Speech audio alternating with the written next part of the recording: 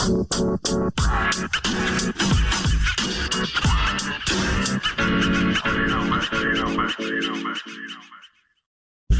everyone, I'm Matt. And I'm Brandy. And today on The Chronic Couple, we have our good friend and soon-to-be doctor, Amaris, Avellan. How are you doing today? I'm doing well, guys. So happy to be here with you. Would you mind telling everyone a little bit about yourself? Sure. I am a third-year clinical psychology doctoral student, and I'm specializing in pediatric neuropsychology. I made my way to being a doctor by I guess what a lot of people would consider like an unconventional way. Unconventional in my father dropped me off at a Navy recruiting office and left me there. So I joined the Navy. I joined the Navy and served for 10 years after that. Wow. And then got out and still kind of didn't know what I wanted to do. But somehow, some way, I think it's fate, really, and it's my calling. I've ended up here because I never even thought that I would work with kids in a capacity either. Didn't think I would ever have kids. But just kind of ended up here. That's so cool. My dad actually was in the Navy, so I'm interested in the whole story about how you joined the Navy a little bit more in detail, because that's a pretty good one. It's a pretty good one. Yeah. So I was identified as being gifted when I think I was maybe in like 5th grade. And throughout middle school, I attended this gifted and talented middle school. So they bused us from all over the city to this one school, James Weldon Johnson, gang, stand up. And we all came there to this school. It was a brand new program. And it was pretty intensive from 6th grade all the way through 8th grade. So taking algebra, taking pretty high level courses. And I burnt out to a certain extent where I said, Dad, I just want to go to regular school with regular kids. And I tried to do that, but they still put me in fucking AP classes at the regular school, so I still couldn't get away. So then by the end of high school, 12th grade, I had like super burned out. And I mean that I did not apply for any colleges. I did not fill out a FAFSA. I didn't do anything. I didn't buy a yearbook. I didn't buy any of that shit. I was like, just let me out. And I got out, graduated, and I then went to work at UPS, and I stacked boxes in a truck for a year and a half. Like the most thoughtless, like I didn't have to think about anything, just stack boxes in a row and no zip codes. And that's all I wanted to do. And so my dad let me have that for a year or so, like I said. And then one day he goes, hey, you want to go to lunch? And I'm like, always, I'm down for a free meal. Let's do it. And so we go to lunch, and he's a pretty well known guy in our community. So he's always stopping to talk to someone, always stopping to have a conversation. And he goes, all right, well, I got to stop right here for a second. I'll be back. And so just so happens, that's why I say it's kind of like serendipitous. I'm sitting there and I see a friend from high school that's wearing an Army uniform. And I'm like, no shit, what are you doing here? And we start talking, chopping it up, and he's in the Army. And we talked for no more than maybe like 5 minutes. And then I go, all right, I got to go find my dad. I think he went into this Navy recruiting office. And my father actually served in the Navy for 4 years. So I was like, I'm still not hip with it. He's going to see an old Navy friend. That's what I'm thinking. And I walk into the office, and the guy, I'm like, yeah, I'm looking for my dad. And he goes, yeah, he told us to just take you home when we're finished. And I was like, finished with what? And he's like, he says that you want to join the Navy. And I'm like, no, trust me, you don't want me. I'm not that kind of girl. That's not my thing. And I was like, to be quite honest with you, I smoke pot every day. You don't want me. You said that to the Navy recruiter. Oh my gosh. He's there to join the Navy. My gosh, that is so awesome. Navy. I was like, I'm not that kind of girl. Trust me, you don't want me. And so he piqued my interest because I'm a nerd. So he goes, well, why don't you just take the test? And at that point, like I told you, I had been kind of like starved. I'd been at UPS stacking boxes for a whole year or whatever. So I'm like, yeah, I haven't taken a test in a minute. I'm down. Let's see what this is about. This might be interesting. Yeah. And so I go in and I take the test and I think I scored like a fucking 90 something on it. And he's like, oh man. Right. He's like, we would like you to be in the nuclear program. Wow. And I was like, yeah. And this is me. That sounds like I would be underground somewhere. Not much of a social life. No, thank you. I don't want to do nuclear stuff. I was like, what about the medical field? And he's like, well, we'll think about it. It was kind of like, we'll have to see if that's something that they can do. And so I'm like, whatever. Because at that point, I'm still like, I'm not joining the fucking Navy. And so the guy goes, I don't believe you that you smoke pot. There's no way that you could have scored this, got this score if you smoke pot. I said, I'm high right now. I'm high right now. Oh, that's so right? great. Weed is the only way I got through algebra. Right? Oh my gosh. So this dude doesn't believe me. He goes and takes me to this site and tests. He pays his money out of his own pocket because he doesn't believe me. What? And I was like, I told you I smoke a lot of weed. Like I told you. And so that began a 9-month, what I call courtship, because I was like, I knew I needed to do something, but I didn't know exactly what it was. So I would still like entertain them, where I would go like, hey, I haven't eaten lunch today. You guys think you can come get me something to eat? And they wanted me so bad. They'd be like, yeah, we'll come get you. Yeah, we'll take you to get something to eat. What? Yeah, oh, absolutely. I didn't have a car. I didn't want to drive. I didn't have a license, didn't want to drive. And so I kind of used that to get what I needed, and they kind of wore me down until, when I say wore me down, I would hide in hotel rooms over the weekend because I didn't want them to find me. Wow. Yeah. Oh my God. And my mom, they really wanted you. Yeah, my stepmom would rat me out and be like, she's at the Ramada on University Boulevard. I'd be like, how the fuck do they know? They just pop out from the closet. Like, look, your parents were just plotting. My slow ass, Star 69. When you fucking call them on their cell on the phone, it says Ramada Inn. Like, you told them yourself, silly. Oh my gosh.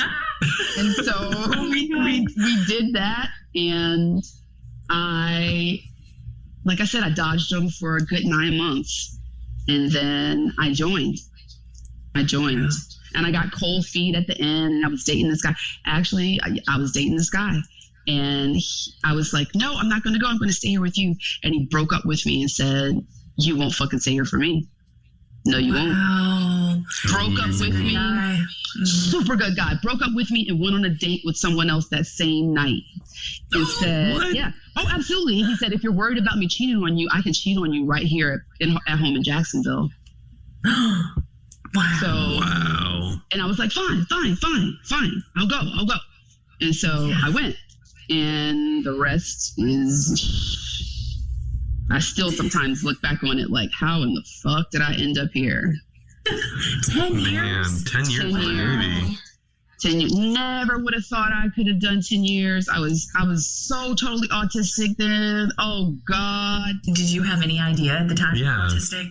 I had no clue. I knew that but I already knew that I was like intelligent. I already knew that I was smart. But the thing that really helped me, and people don't realize when they think about the military, was the extreme structure. Mm-hmm. Yeah. And I didn't have to think, I didn't have to waste that brain power on like bullshit anymore, because they're going to tell you where you're going to have to be. So in a lot of ways, I excelled. I can see that. I can organize some shit real good. Oh, I bet you can. Right? I love organization. That shit. Oh, we love it. Yeah. And so I would go, no one asked me to do this shit, but I'd be like in the supply room and I'd be like, okay, we're going to put this here and we're going to rotate the stock and we're going to make sure that the things with the expiration dates go first. And then they would walk in and be like, Fuller, what the fuck have you done? And I'd be like, this seemed like it just would work better. And they'd be like, you're the fucking A-Rock of the division. Yeah. And I'd be like, okay, I guess, sure. Like, I just stemmed it out, and that made me feel happy, you know? Yep. That's really, it just helped me get by. Oh, that's so awesome. So I appreciate it. Yeah. And then because I don't feel emotion the way everybody else does also, it wasn't that experience for me, you know, where everybody's like, oh, I missed home. I kind of sort of miss home. Mm-hmm. Kind of. Where everybody would go and be like, oh, we're going to have phone calls and everybody's going to talk to their parents. I legitimately asked the recruit division commander, I said, I feel like I just talked with my mom 2 weeks ago. I would like to forfeit the phone call if I can get a candy bar. What? Absolutely. That's so awesome. Did that work out? He totally did that shit. He goes, Fuller, are you serious? I said, I am dead serious. They took the entire division to the exchange, and everybody had their hour-long phone calls, and everybody came back, and he was like, Fuller, I bought you a king-size Snicker. I was like, let's go. That is awesome. That's amazing. Well, I'm glad I'm not the only one. Oh, man. I totally embellished shit. I said, I'll eat this with a knife and fork. This is the best thing that I've had. I relished that shit. Oh, my gosh. I relished it. So at the time, you were already noticing, like, you were different than everyone. But you were just like... But I've always known that, though. Yeah. I've always known that. So I come from a family of 4 siblings. And five of us. So I have 4 siblings, and I'm dead smack in the middle. So I was not the kid that really gave a fuck that everybody else was doing other stuff. Mm-hmm. I wanted to do what I wanted to do, and that meant like ant farms and rock collections and treasure maps and science experiments. And if none of you guys want to do those things, then that's fine with me. It's not going to be enough for me to stop doing it. Right. I'll have more fun by myself. Exactly. I won't have to really explain my internal process. And this would be even great. Because I just really wanted you to be here to hold the other side of this fucking stick anyway. It don't matter. Exactly. You're just a tool for me to get to what I'm trying to get to. Oh, that's so funny. So, yeah, I always knew that about myself and my older brother. My older sister kind of I realized what I call like hood ABA, where they would be like, hey, you can't do that, man. The people are going to think you're crazy. I know you're not crazy, but if you go out here talking to yourself out loud and like telling your stories that happen in your head to everybody, people are going to think you're crazy and they're going to be your friend. So you might not want to do that. Hey, I know you don't like brushing your teeth, but if you don't brush your teeth, nobody's going to want to talk to you, and then they're going to call you like the stink breath person. So do you really want that? It's up to you. So they were like, oh my gosh. You're ABA therapist. Yep. That's too funny. Can you explain to everyone what ABA means, by the way? So that is an approach that people widely used with children, people that are on the autism spectrum, applied behavioral analysis, where there's lots of different ways people go about doing it, but it's all based on kind of like this low intelligence, do this so you can get this kind of like, it feels like dog treat to me type of thing. And it's widely used in the autistic community. But I did it for a little while, and it wasn't my cup of tea at all. I've read some really strong opinions of, autistic adults who have been through ABA therapy as children and how they said that it traumatized them. And there are still people currently, engaging in ABA and, making their careers off of it. Do you think that all ABA is bad, or is there some parts of it that are worth anything?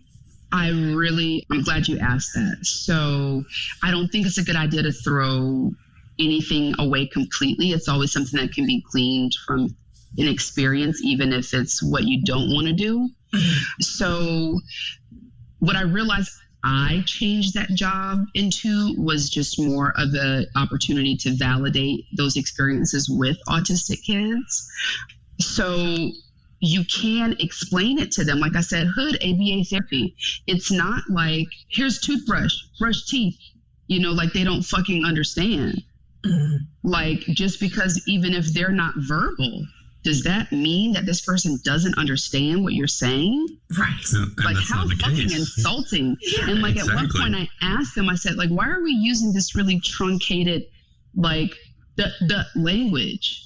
Like, why are we just not talking like in a regular sentence to them? Like, as if they don't have, that's, receptive language, meaning that when someone says something to you, you understand what they mean and you can follow those directions and, interpret that communication. Like, what makes you think this child doesn't have receptive language? Right. Yeah, absolutely. Because it's like, just ask them or explain to them in a lot. It's all for me, at least.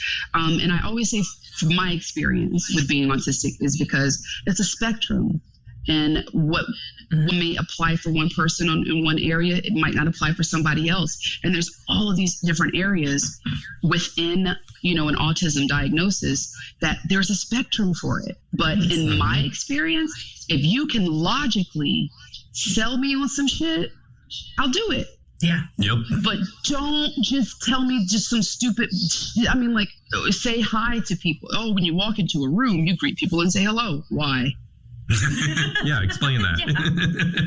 Yeah. Yep. Explain that. They just saw me into the room. We made eye contact. They see me. What is the point of now then opening my mouth to say something as silly as a hi? Isn't my presence enough to like? Yeah. That's a great point. Exactly. It's a great point.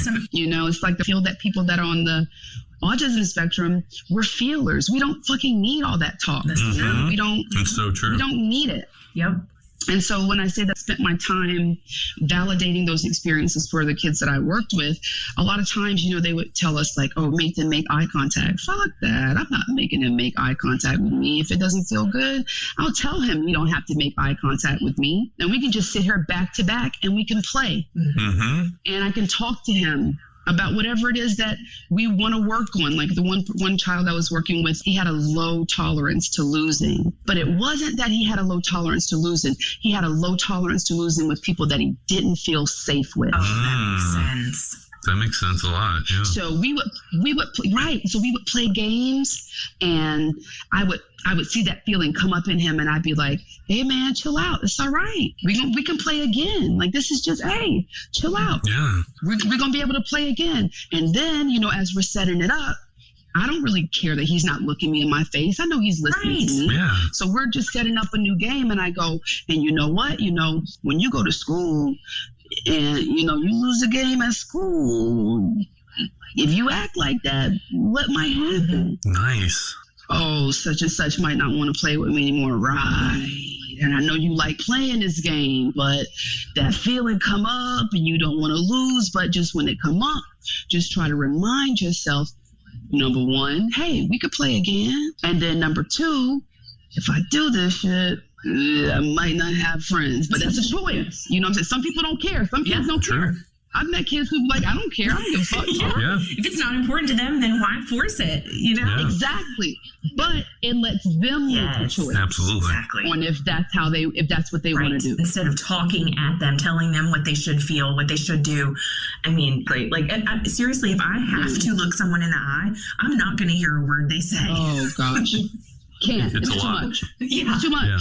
It's like, if you want me to pay attention, let me look wherever the hell I want to look. Exactly. Like, and then the other part of it that I realized that I really dislike about the ABA was, so I recently took a class for a new assessment called the MIGDAS 2. Mm-hmm. So the quote unquote like benchmark that we use in the field to say if a person has autism or is on the autism spectrum or none of the above is the ADOS 2. And so I don't like it. It's really based off of this neurotypical experience where, it's like how often does this person interact in this neurotypical way, and then describing it as if it's some type of deficit, which I really hate. I really don't like that. And so the MGDOS kind of switches that framework, and it's more about identifying a brain profile or a brain style. And so she explained to us that the stimming that people on the autism spectrum do, it assists us in organizing our thoughts and diminishing our cognitive load, like what our brain can do. So if a child has a sensory toy that they're like rubbing back and forth, or the kid that you see lining cars up in a specific order, and they're doing that, but they're talking to you while they're doing that, or they're doing that as they transition to try to do something else. ABA will stop them from stimming until they comply with whatever the request or demand is. I mean, you might as well be throwing stuff at them with that.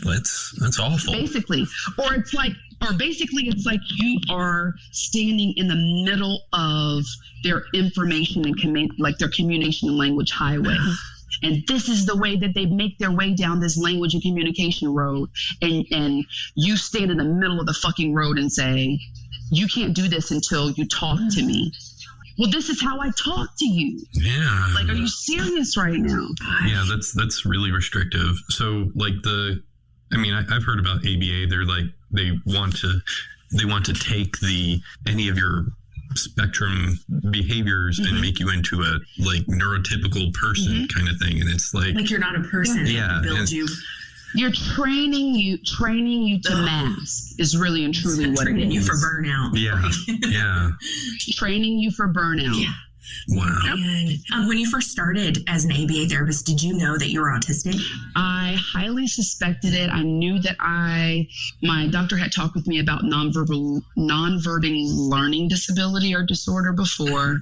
I had already been diagnosed with ADHD, but there is no diagnosis for NVLD. Okay. So we just talked about it a way where it's like we really didn't care about labels. It was just more about understanding how I interact in the world and how to help me, get through that a little bit better. And so that's the most that I knew about it at that point. But then I only recently, when I started having issues with my job, went ahead and took like the official step to like get it put down on paper, because it was turning into like ADA issues.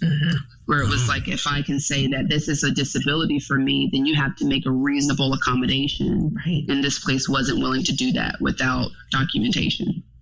Wow. Yeah. Do you think that having that job sort of helped you realize that you were on the spectrum? Like it made you wake up to something? Absolutely. Yeah. Absolutely, because I realized that the ABA was a trigger for me. This particular company, listen to this. This particular company, they would tell you that you had to, within a certain amount of time, give your supervisor this checkoff sheet whenever you see them. So like, say if I have a meeting with my supervisor, I'm supposed to give them this cover sheet within 10 minutes of our introduction. If you know anything about people on the autism spectrum, I'm not doing shit that you tell me to do, especially if I know that you're trying to tell me to do this and then grade me on this. This isn't the way to get me to do this. This is not the way to get me to comply. So I just really started to be willfully disobedient. Like, fuck that cover sheet. I'm not giving you no fucking cover sheet.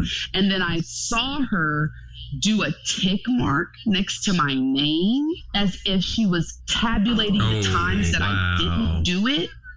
And I was like, never again. Like she was putting her through ABA. Never again. I'm not a... Exactly. I was like, I will never give her that cover sheet. I will never give her, like there would be times that I would antagonize her and I would open up a notebook and show her I had it. It sounds like ABA was like a huge part of all this for you, but like, could you explain like your experience on nonverbal learning disorder? Like for people that don't know? Sure. So the quick way that I sum it up is that it's a misnomer to me when you hear someone say nonverbal learning disorder. It's like they can't talk. And then when you think it's on the autism spectrum, it's like, oh, yeah, it makes sense, when it's actually the opposite. Most people who have NVLD are hyperlexic, which means that we often have a knowledge of words far beyond where we would normally be, or a person would expect to be at a very young. I don't remember ever learning how to read. I just remember knowing how to read. Me too. At a very early age. Very early age. Like before one? I was like freaking people out. I remember reading my Care Bear book. The story that my aunt tells me is that she goes, we had never seen a baby as smart as you were. She said it was like scary sometimes how much you knew and were able to communicate with us. Yeah. And so I was reading books like I remember I changed schools in kindergarten. I moved from like with my dad to with my mom, and they made me take like a placement test.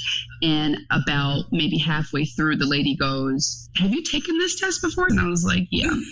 And she said, "You've gotten every single one of them right, like exactly right." And I said, "Oh, I remember it." Oh, so man.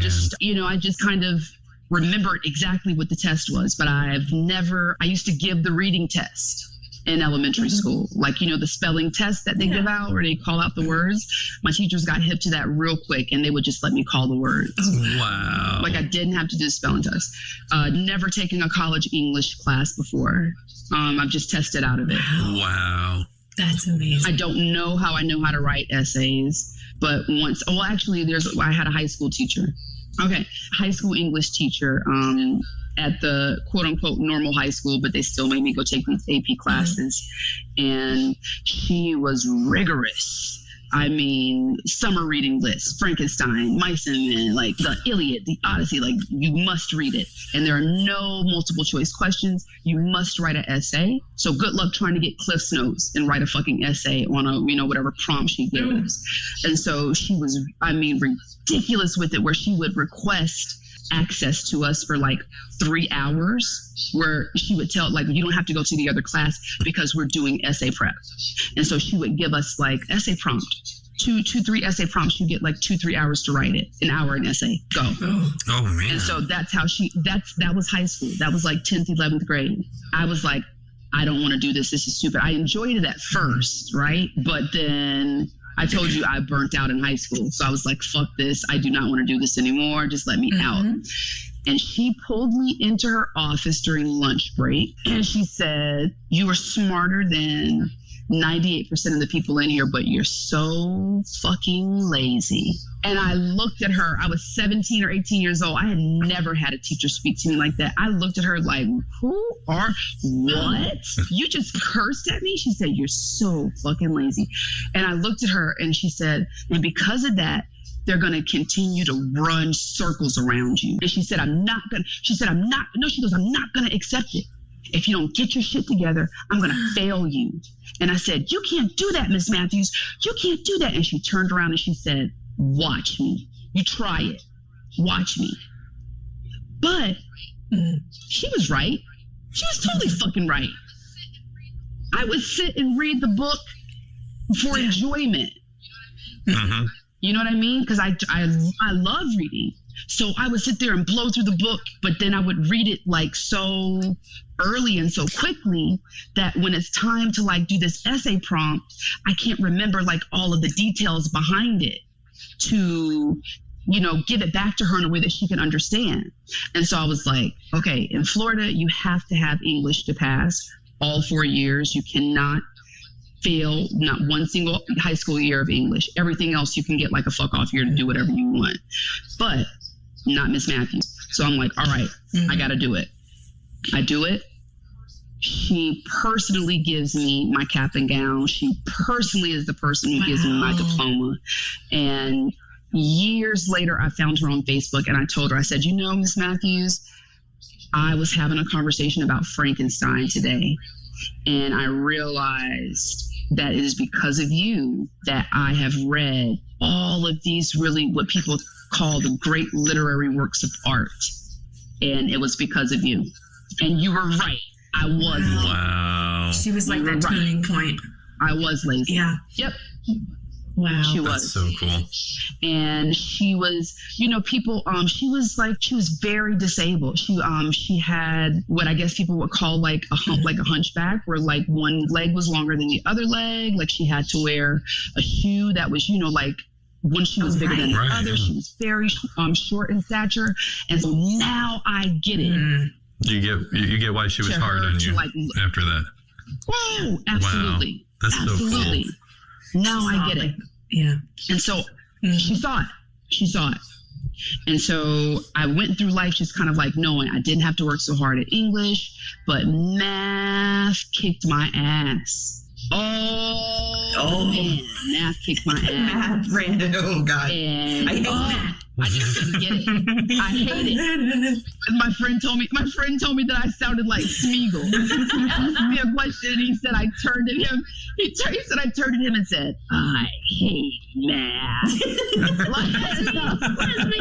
That's so awesome. I hated it. Oh my God. Oh my God. So bad. That shit would humble me. It would humble me. Mm-hmm. Like I had to do. So this is someone who's never had to take an English class, but then I had to do summer school for math twice because I failed it. This sounds so familiar. Right? So familiar. Or calculus. I can do science experiments up the wazoo, and I could, do all the shit. But then calculus, I had to take that shit like 3 times. Oh, same. Talk about, yes, it humbles you. 3 times. It humbles me. And I finally got to the point where I was just like, you've never had to fucking read, bro. Like you've never had to work for that.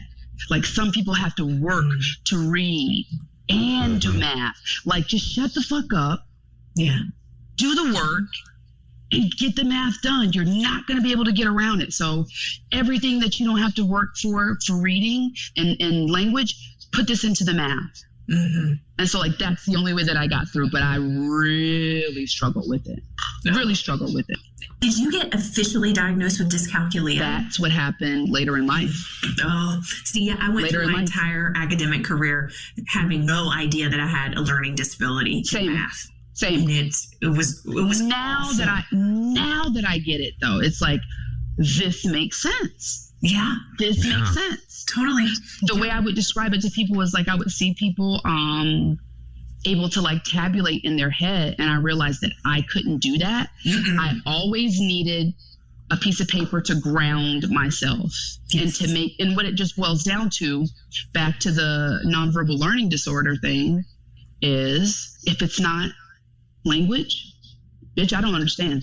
No, same. I don't get it. Same. I don't get it. You're going to have to make it literal. You're going to spell that shit out. Yes. Because, and I don't care. You can, like, before I realized I had imposter syndrome because I would say to myself, surely they will not call me a genius or say that I'm smart if they knew how horrible I was at math.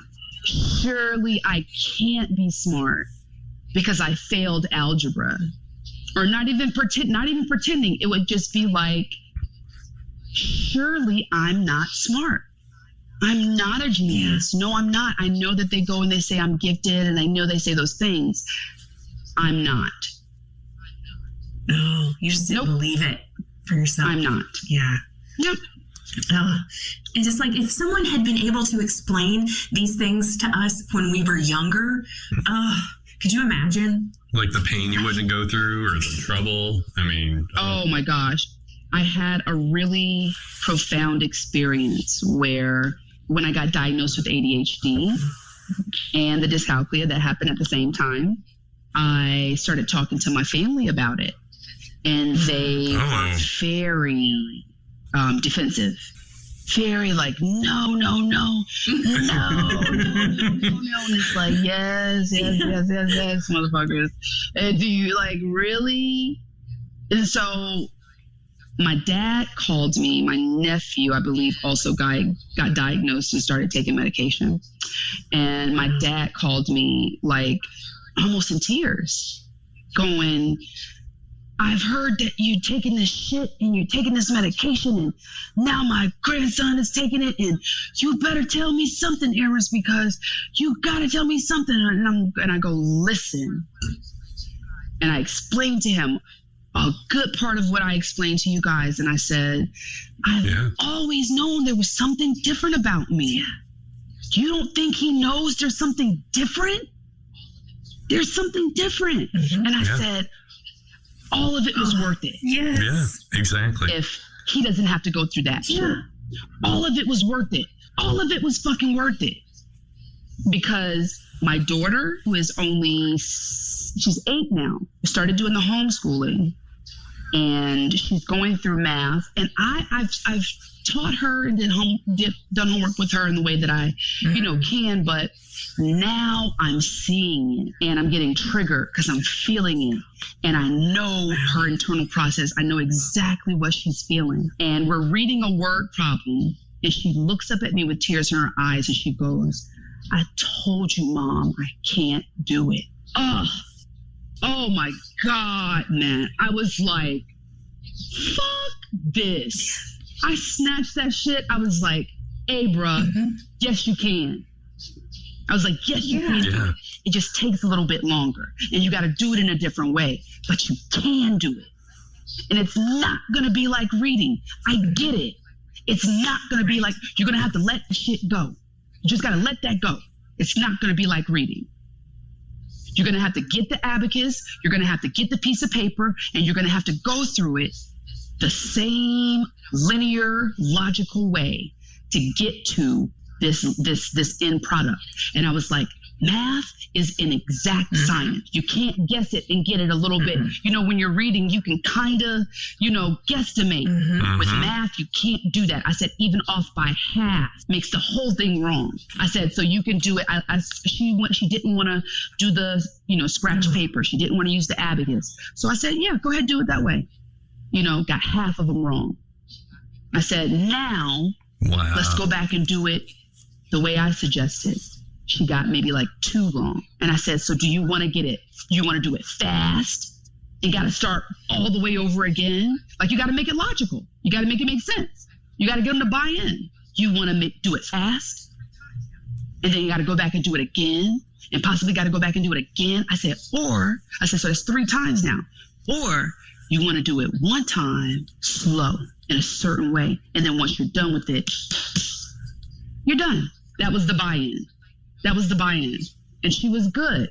But then it was like, in the classroom, she doesn't see everybody else stepping out to go do math quietly or silently or over to herself. So she doesn't want to. And I'm just like, that's where I'm really pushing and building the self-esteem. And this is what it's going to sound like. Exactly. Hey, man, fuck them. Fuck what everybody else is doing. You don't even know. You don't even know what struggles they're going through. It has nothing to do with you. Do you want to do what you have to do for you? Then fuck them. Go do what you have to do. And the thing I saw in your stories too was like you talked about how y'all both got frustrated and stepped away for like, I think you said like an hour or 2. And when you explained that and you were like, I mean, absolutely. I remember this very vividly on your stories. You were like, you got emotional. It was a trigger. It was a trigger, man. There you go. Yep. It was a trigger. When I saw her turn to me, this kid has an IQ of like 142. Wow. She's smarter than me. She's smarter than me in a lot of ways. Like, they administer. Watch out. When people say, oh, you met your match. No, I made my match. Oh, yes. That's even better. That. That's so good.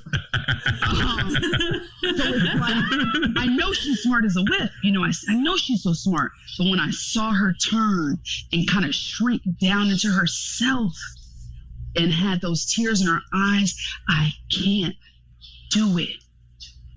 I told you I can't do it.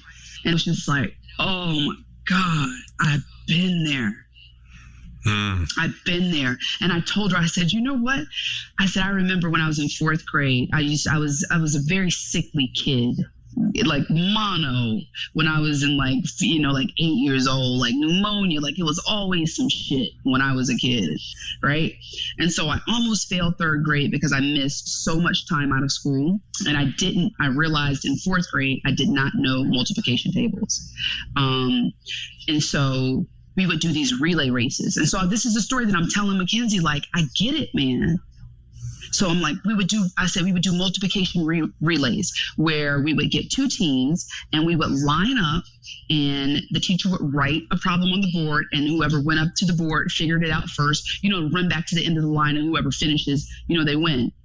I was like, every time I'd assign to the team was like, oh, shit. Let's hope she gets 1 time somewhere or 0 or 2.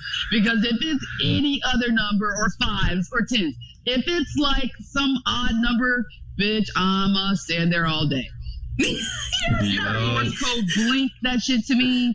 You better hold 2 fingers down to the side like a fucking catcher. You better do something because I don't know. And then I realized there was a multiplication table. And you remember those, like, the table where it's like the numbers across the top and then the numbers along the, the X, Y, XS, Y, XS, and then the numbers filled in are the multiplication. Yep. I just fucking remembered it. Oh, so you have like memory. I have a photographic type of memory. Me too. Brandy does too. So I literally would close my eyes and find the number on the sheet during a test, and that's how I would get it out. But good luck trying to tabulate it and think of numbers in that way. Yeah. So now that I know that, though, I'm already introducing those concepts to her now. Oh. So she doesn't have to go through all of that shit in class like, oh, I can't do that. No. Yeah. I'm already buying her things with fractions so that I can make it concrete versus abstract. So I can show her like, hey, A squared plus B squared is equals C squared. And then let's break off the pieces of it so I can show you like with objects what that looks like. So when she has to do it on a test, she can visualize that. That's so awesome. Could you imagine if someone did that with us? Right? And so that's why I want to open this. That's really why I'm going to open this school. That's why.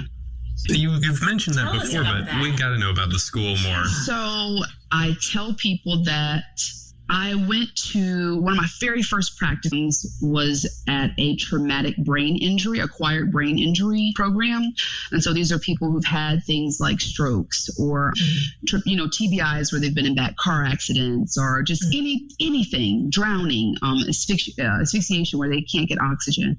And they come back and they realize that they're operating with just a different cognitive ability than they did before the accident. Mm-hmm. And so this program reteaches them different cognitive skills depending on what their deficits, I don't call deficits, I like to call them differences are, so that they can walk through life. Yeah, so they can walk through life a little bit in the way that they want to. Part of the process is they are administered a extensive 6 to 7 hour neuropsychological testing battery. So every person gets this testing battery. We go through and we assess their memory. We assess their IQ. We assess just all types of different things, executive functioning. And then they make a decision or not if they can come into the program, if it's going to be a good fit. Once they decide if they're going to be a good fit for the program, they have 3 different classrooms. And based off of each person's cognitive profile, that determines which classroom they're going to go in. And they're taught in the way that they need to learn. So say someone's had a really bad motorcycle accident and they suffer with short-term memory. Everybody in this particular program, in this particular classroom, they might have like each person has their own whiteboard where they can write down the things that they want to remember so that they can keep track of them, even if it's just when they're having a conversation. Where you go to the other classroom and the people in this classroom have more issues with like impulse control.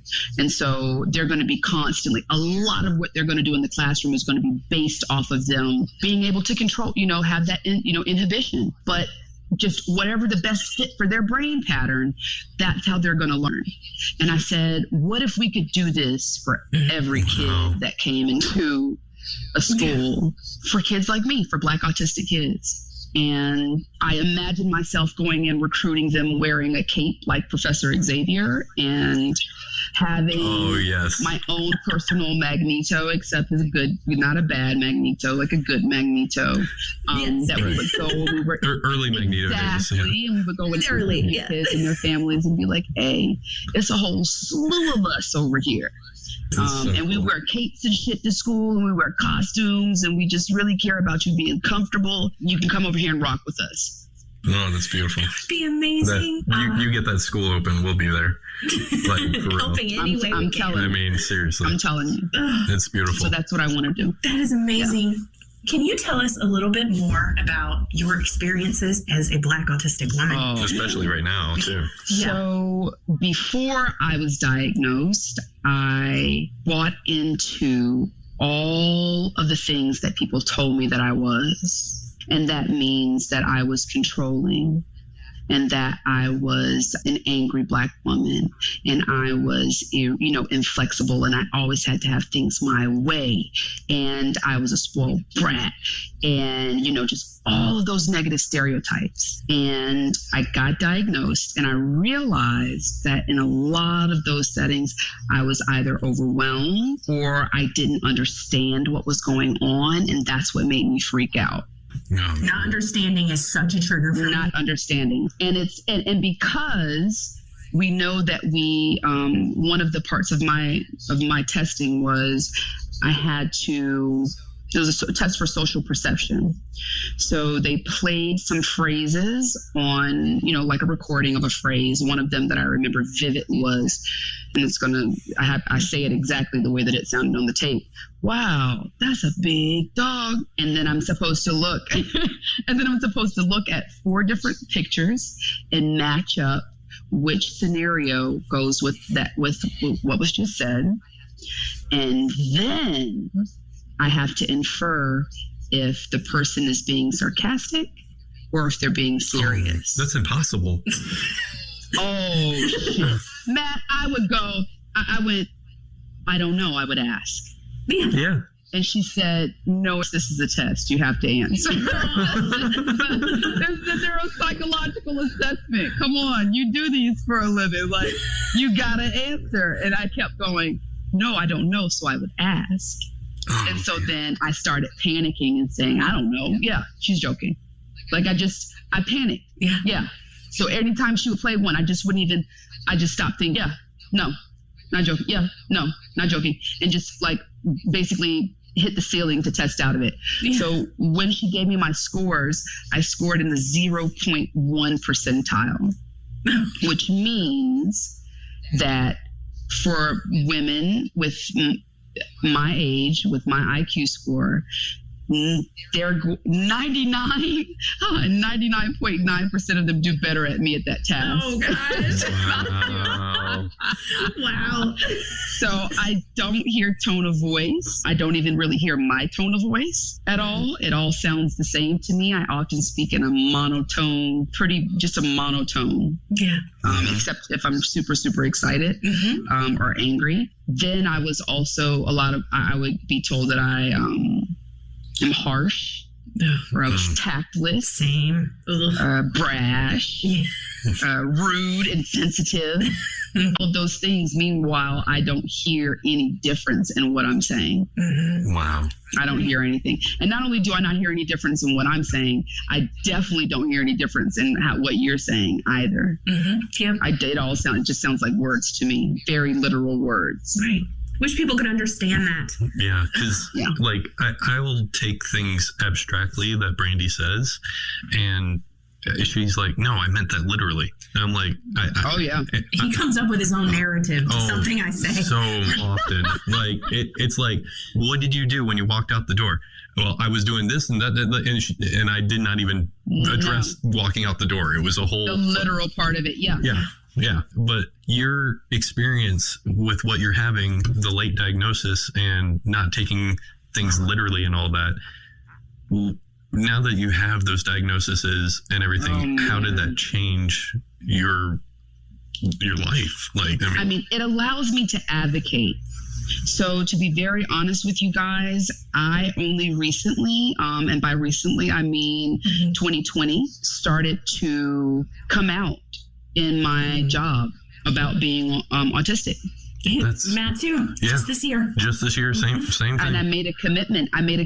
To doing that because not on my watch, bro. Yeah. Mm-hmm. Don't get to call another Black woman aggressive when I know that's not my intention and I know that's not what just went down. And so I worked, when I got my diagnosis, I worked with a really good clinical forensic neuropsychologist that I trust. In very explicit words in the report, it says, doesn't hear tone of voice, her own or someone else's. And for those reasons, her interactions may be viewed as, she's used gauche, brash, tactless, insensitive, all that shit. They might be viewed as that. However, this is not a bearing on her character. This is more in a relation to her biological brain profile. And so she wrote it flat out in this thing. And so from now on, not only do you not get to do this, if you try to do this shit federally, you can't do that to me anymore. Oh, that's so awesome. You don't get to do that to me federally anymore. And that's when people listen. Yeah. That's when people listen. It's true. It's sad that self-diagnosis isn't enough, like I know. It should be enough in some ways, but it's sadly not. Yeah, so my opinion on self-diagnosis. Yeah, I'd love to hear that. Is I'm on the fence because a lot of different conditions look the same. Trauma can affect someone's sensory system. Anxiety, depression, even just culturally, different things can affect how someone, walks and navigates through the world. But me as a clinician, my job is always to know why. Yeah, you don't like to be touched. Why? Yeah, you don't like hugs and kisses. Why? Someone might say, I don't like hugs because my mom didn't give me hugs and they feel uncomfortable. But, maybe if someone hugs me, then, I might be okay with it. But I don't know. I just never had one. Where for me, I describe it as I just do not like that sensation of touch on my skin.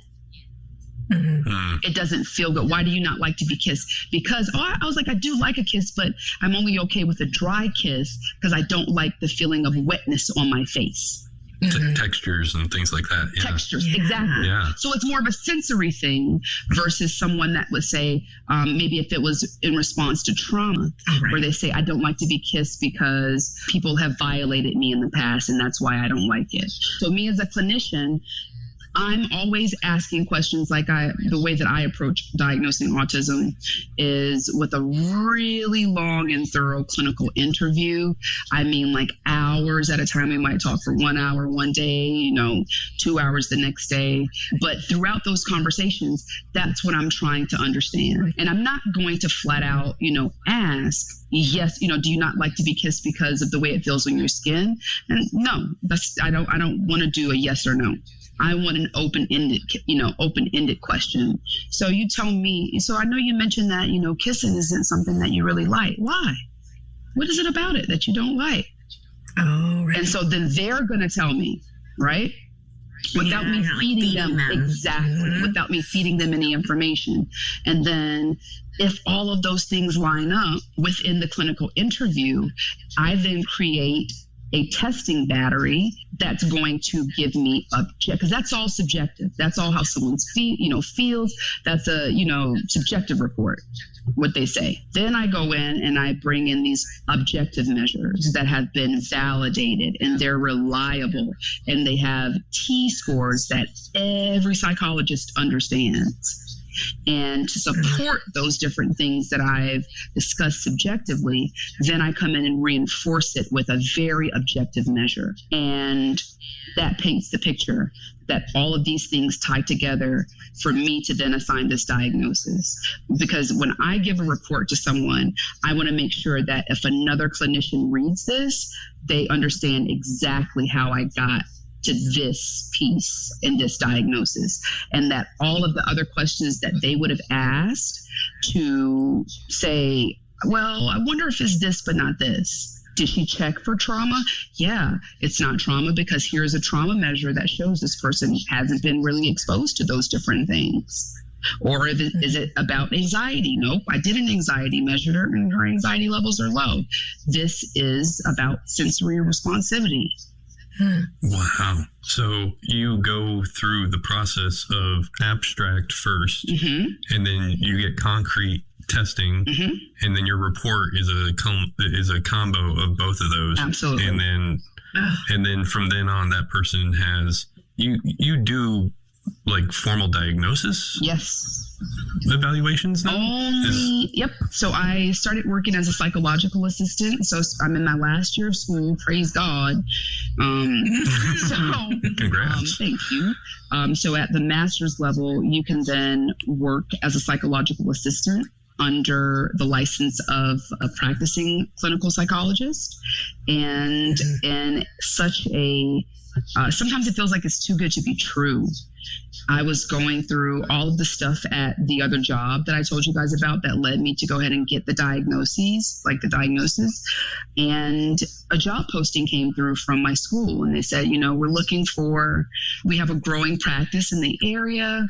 We're looking for a psychological assistant to bring on and da-da-da-da-da. So I'm like, sure, I'll apply. And I did, for whatever reason, that's why I said just serendipitous. For whatever reason, I said, you know what? I just did a cover letter yesterday for an application. Let me just change the name, tighten it up and make it apply. And let me just send a cover letter over with my resume. And he said, sure, let's go ahead and interview. And we were having a conversation and something in my spirit said, because of those issues that you've had at this other job, because of being on the autism spectrum, you need to stand in that and put that right out the front door. If you don't want me because of these things, you don't want me. Oh, that's so powerful. I'm a package deal. I'm a package deal. Yeah. And so I told him, and I waited and I felt like it was a good vibe. And then I said, and because it's a personal commitment, this was back in February. So I really just made the commitment that I'm going to start standing in that. I said, just because it's a personal commitment that I've made to myself, I am now disclosing to my employers that I am on the autism spectrum. And I also have ADHD. And that's just something that I feel like I need to do more as far as advocating because I'm an African-American woman and I'm on the autism spectrum. Good. And bravo on that. Bravo. Right? Scary as hell. Scary as hell. I haven't even got the job at that point, and I'm sitting here saying that, and then in still a moment I can't believe, he goes, I'm gonna take your lead, and I'm gonna also share that I have ADHD, and my wife, Brandy, who's the LMFT at the practice, she is on the autism spectrum as well. What? Oh my God. And a big part of our practice that we are expanding called, can I say the name of my practice on here? Yeah. Please advertise anything. Advertise anything. We'll use links for everything that you want. Awesome. Go for it. So a big part of the reason they created their practice, Total Spectrum Counseling, is because we realize as people that have the diagnosis, we've been on both sides of the table, and we take our responsibility now to validate people with having this neurodiverse experience in the world. And the same way that you want people, that neurotypical people want people to respect how they walk through the world, that's the same thing that neurodiverse people should have and we deserve. Absolutely. And I go in for this. So at that point, I still haven't gotten the job. He wants me to come in and do an in-person interview, and I go in, interview. I have several info dumping moments in the interview. That's awesome. Where they asked me where I was from, and I was like, oh yeah, I'm from Jacksonville, Florida. And I said, yep, it is the largest city landmass-wise in the United States of America. And she busted out laughing. She goes, I'm laughing because that is also something that I remember and I know about Jacksonville. Oh. And at the same time we go, I'm not sure even how I know that. Yeah. Yeah. Oh my gosh. Yep. And so they asked me, that was the first job interview that I had, where they said, what are some of your sensory struggles if you're going to work here at the job? No way. Yes. Fall out of the chair. Oh, man. Oh, my God. Did you fall? An employer asking me, what are my sensory differences that would need accommodations here? Oh, man. That's huge. I'm like, oh, my gosh. That's fucking incredible.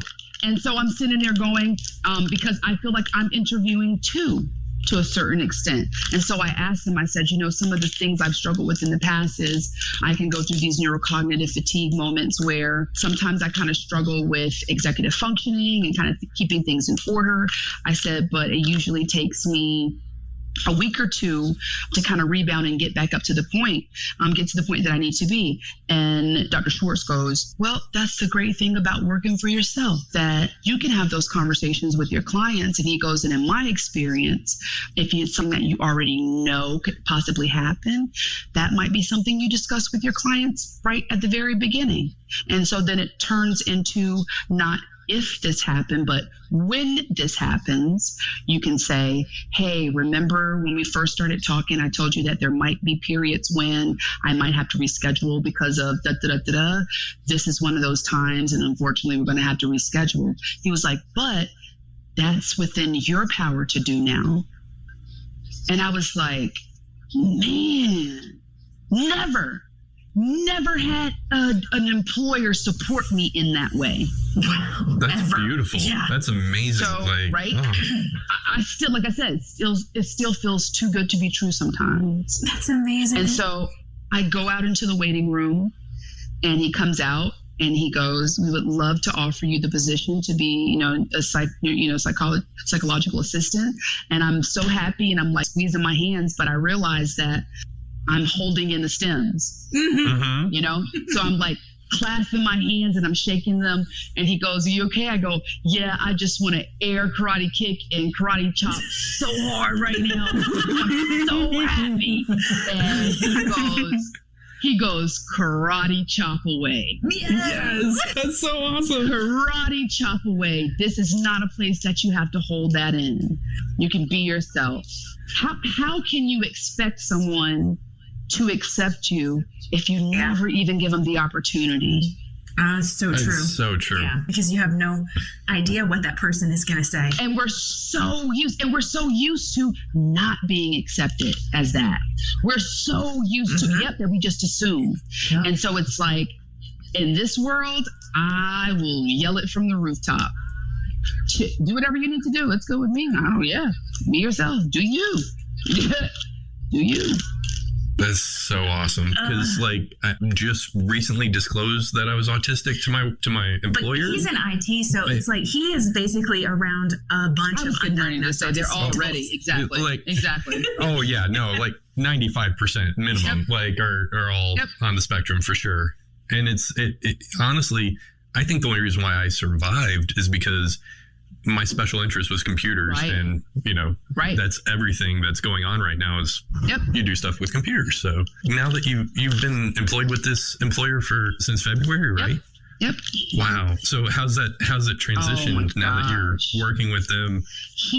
I've told him this before, where I only have ever worked with one other company that made me feel so comfortable with just being exactly who I was and just valuing the work that I did.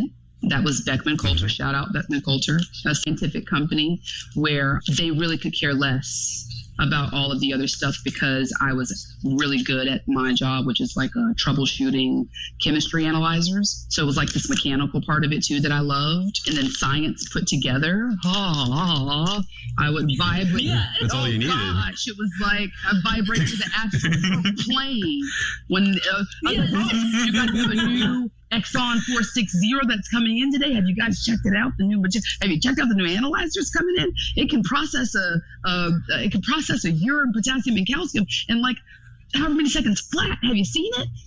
I lived for it. That's so awesome. And then my job was to problem solve when customers would call in with issues about that. So every single call was a new problem to solve. I loved it. Loved it. That is totally, you described my work just now. Yeah, he like excels. He's like the troubleshooting. They love it. Yeah, it's all I've done my whole life is troubleshoot computer problems. And he does it fast and accurate. And I bet you really enjoy it. Yeah. You know what's funny? I enjoy it when I'm not stuck on a conference call and having to do it at the same time. Like if I'm able to jam out on some music and just do the work, give me 50 hours straight. I'll do that all, no matter what. But till the cows come home. You have to pull me off of it. Yeah, but you have to pull me off of it. If I have to talk to someone and do that, I'm angry. I'm just angry. It's not fun. No way. It's just not fun. But then I think the part of it that this is where, again, the nonverbal learning disorder, I think, really helped me. And I'm just realizing this as I'm talking to you about it. Even when I'm doing normal other things, I have to verbally talk it out. Okay. So like say when I'm going in and repairing whatever it is to this customer, that's the way that I make sense of what I'm doing as well, is by verbally saying it. Yep. So that's why I was great with troubleshooting. Yep. Because I would go into the laboratory and I would have the instrument right there and I would be doing the steps with them, but I would be talking them through it. Yeah, I relate to that so much. I didn't even think about that. I didn't even think about that until you just... No, it makes sense. You know what it is like you're just verbally saying your thought process and then they can interject when it's like, wait, what did you mean by that? And then, because I know for myself, when I'm walking through a tech thing with another technician, I'm like, oh yeah, and so you just type this and blah, blah, blah, and I'll have like shortcuts or some little thing I'll say and they'll be like, hold up, wait, what did you just do? Hold up, what was that? What was that part right there that you said in 2 seconds and did like 5 things? Like, what was that? Yeah, and that right there, I think, is exactly what you're talking about. Like when you're processing it, but you can actually have people understand you and they talk about what you're interested in. It's a whole nother level. It's like, oh, you're talking to me about what I care about. Okay, you have my attention. So it's really funny that you say that. Remember when I talked about that, the brain profile or the brain style of somebody that's on the autism spectrum? So if you can imagine a triangle, and at the top of that triangle, you have language and communication. And on the bottom right side, you could draw it if you want to at the same time, if you want. So bottom right side, you have social interactions. And then on the bottom left side, you have special interest and sensory inputs. So language and communication and social interactions are difficult for people that are on the autism spectrum. However, but because it's just more of a, not that you don't want to, it takes more cognitive work to do that. It takes actual thought to do that. So the way I describe that is like cognitive load. You have to think about doing it versus it just being fluid, like someone that's, neurotypical. The way to diminish that cognitive load, that's what's on the left-hand side of the triangle, special interest and sensory. That's why you get an autistic kid and they don't say shit until somebody says Star Trek Deep Space Nine and they're like, what? Yes, talk. I'm ready to go. Star Trek Deep Space Nine. Which episode would you like to begin with? We love Star Trek, by the way. Yes. That's why we light up, and it's like our brains turn on, but more than anything, it diminishes the cognitive load. So like if we're talking about Star Trek Deep Space Nine, I know that I don't have to do bullshit semantics. I know that I don't have to pretend and mask and go through all those pragmatic things that are important when you don't have anything to talk about. Those are so difficult too. Oh my goodness. Yep. That makes so much sense. Yeah. And then you put like you put an autistic person in a job where it's also coinciding with their special interest and let's go. Yeah. Let's go. The best. Yeah. So basically neuropsychology, it's a fucking special interest. For the rest of our conversation with Willow, tune in to part 2. You don't want to miss this one.